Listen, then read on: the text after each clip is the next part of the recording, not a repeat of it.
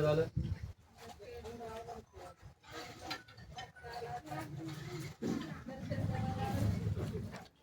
दूध आण ना त्याला. पाणी घ्या टपात. दूध आण. तिथे सावली दे. सावली थांब त्याला दूध आण. दूध नाही. दूध नाही. दूध कधी द्यायचं पण नाही. पाणी. दूध हे त्याच्यासाठी विष आहे. लक्षात आलं. दूध आपल्यासाठी आणणं आहे पण या जीवासाठी तिथे ठेवा. चला पाणी पिणार.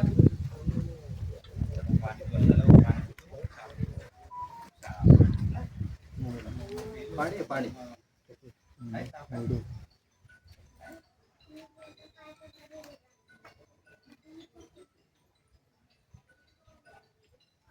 मोठा आहे.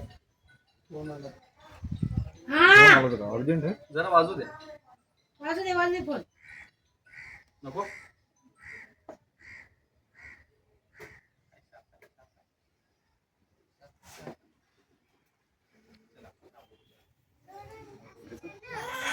हा नाग साप. आपण नाग म्हणून प्रचलित आहे आपल्याकडे. विषारी प्रजातीचा साप. ठीक आहे.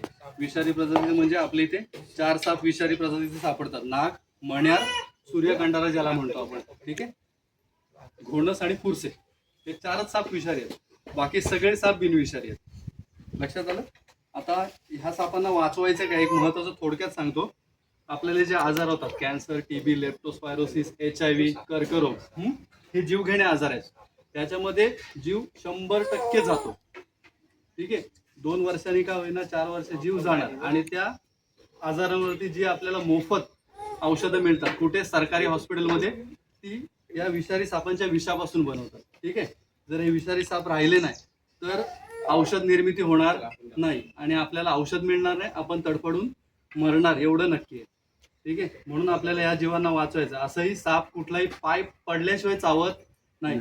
साप कधी मागे येत नाही, डाव धरत नाही किंवा सापाला जर कोणी मांत्रिक तुमच्याकडे आला, गारुडी लोक आणि टोपलीतून साप काढला तर कधी दूध देण्याचा प्रयत्न करू नका. कारण सापासाठी दूध हे विष आहे.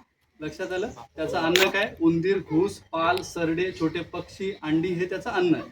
ठीक आहे. ते खाण्यासाठी साप आपल्या घराजवळ आलेला असतो.